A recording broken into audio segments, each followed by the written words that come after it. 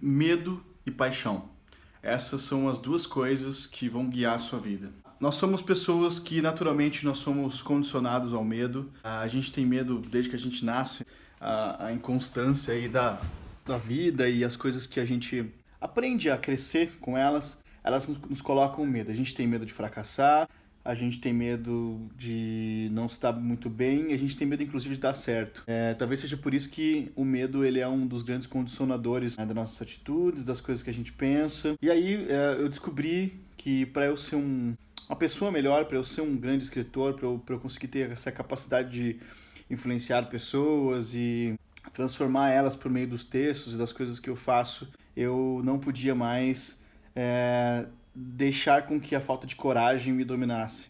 Talvez o sucesso de um artigo, de uma produção, de um bom trabalho, é você deixar de ser covarde, né? É você abandonar a covardia. E aí, quando eu falo abandonar a covardia, é abandonar de todos os sentidos. Né? Você deixar ter o medo do que as pessoas vão pensar sobre você. É óbvio que a gente não consegue se escapar completamente disso, né? Tem horas que a gente se vê nessas condições e aí a gente tem medo, por exemplo, de dizer uma coisa importante pro nosso chefe, falar alguma coisa para a pessoa que a gente ama, conversar sobre algum assunto com os nossos pais. Tenta fazer o exercício máximo de você buscar entender quais são as suas origens, porque daí você só pode não ter medo quando você sabe o que você é. E aí que está a grande dificuldade da maioria das pessoas. Elas não sabem por que elas pensam o que elas pensam. Elas não sabem quais são as origens dos seus pensamentos. Então, eu, por exemplo, fiz um exercício outro dia.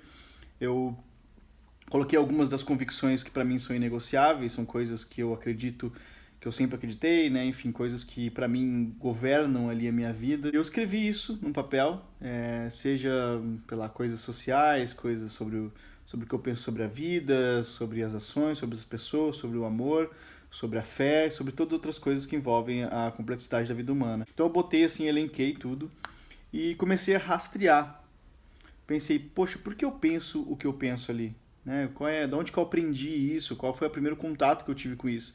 E eu fiz uma descoberta muito boa. A primeira é que muitas das convicções que eu tinha porque alguém tinha me ensinado aquilo e eu achava que aquilo fazia parte da minha mentalidade. Eu achava que eu tinha criado aquilo. E eu descobri que não, que boa parte das minhas convicções foram emprestadas de outras pessoas. Eu nunca havia refletido sobre aquilo. Esse trabalho é muito importante. Por que acontece? O que aconteceu? Algumas convicções foram embora, porque eu descobri que elas realmente não fazem o menor sentido para mim hoje. E algumas outras, as que ficaram, elas se tornaram ainda mais fortes, criaram um laço muito mais forte comigo, porque de fato elas representam aquilo que eu ainda continuo pensando. Então, de tempos em tempos, a gente precisa cultivar nossa inteligência nesse sentido, de tentar vasculhar ali na nossa cabeça e tentar entender por que eu estou pensando o que eu penso, por que eu estou fazendo o que eu estou fazendo.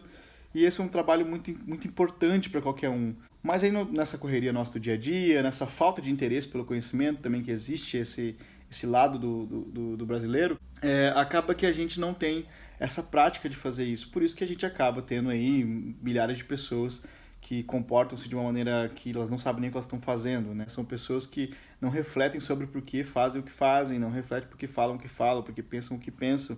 E a cultura domina boa parte do nosso intelecto, boa parte da nossa formação. A coisa mais importante para você é descubra o que você pensa e por que você pensa o que você pensa. E depois que você descobrir isso, você não vai ter mais medo de assumir aqueles pressupostos, porque você de fato investigou, criou um artifício pessoal, criou uma biblioteca pessoal sobre isso.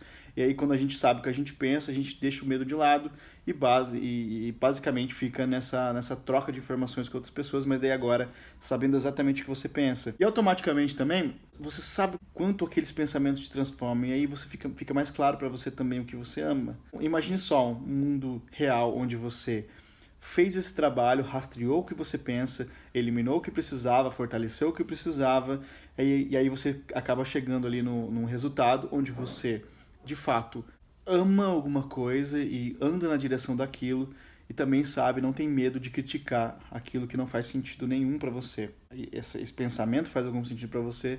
Se fizer, assim, pelo menos me ajudou bastante a me organizar, a organizar aquilo que é importante para mim, a organizar o que é prioridade para mim, a organizar o que faz sentido para mim. Eu passei a ser menos covarde, passei a entender o que eu amo e aquilo que eu não amo. e aí automaticamente eu consigo dirigir, direcionar as minhas paixões para alguns sentidos e também jogar fora alguns dos meus medos. E eu espero que você também seja capaz de fazer isso. Essa é a recomendação que eu te dou. Faça esse exercício, coloque em uma folha tudo que você pensa sobre tudo que é importante na sua vida, em todas as áreas, e comece a rastrear isso, porque eu penso o que eu penso. E aí você vai conseguir fazer esse trabalho de diminuir os seus medos e aumentar as suas paixões. Faz sentido para você? Eu espero que sim, porque para mim fez muito sentido.